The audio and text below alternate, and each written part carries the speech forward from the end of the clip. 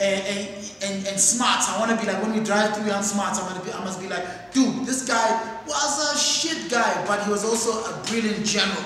You know, to be able to separate them, because when I travel through Europe and I travel through wherever, I'm like, dude, I see the McDonald's, but I also see this statue of Napoleon and this statue of this guy. You know, they beheaded this guy. Yeah. This guy got beheaded. You know what I mean? This society that they created was off the back of this guy when they killed this guy. But that's their history, dude. And they embrace all of it. You know what I mean? I totally agree with you. I have a problem with changing of the roads, taking down statues, because I'm like, how are kids going to believe that we actually come from hardship if they don't see it in their world and they just read about it? You know, so we are actually living in a fantasy world that's we imagining this prosperity. I can go as far as saying, oh, just FYI, Blacks Are Fools hasn't gotten me a call from SAPC in a long time. Now I mean, damn.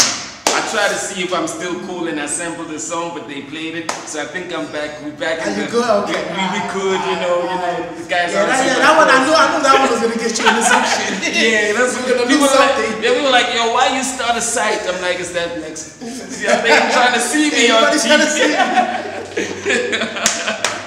You know, but like on the real though, you know, I do feel to a certain extent that I can go as far as immediately when a little part of history is erased, it impacts a huge part of the future.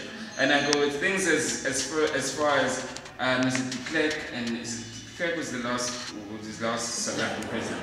De Klerk and Mandela, like eventually coming to some sort of an agreement with the ANC, etc., etc. I think it's important to also go, there was a white person's tolerance eventually that got us there. So I was saying, you know, something like when you go to the union buildings, it just shouldn't be Nelson Mandela. De Klerk, because he was leading up that time, and he was also going through some sort of resistance. As a white person, he also said, let's move forward. So I think what that says, just from a South African perspective, is that we need to work together.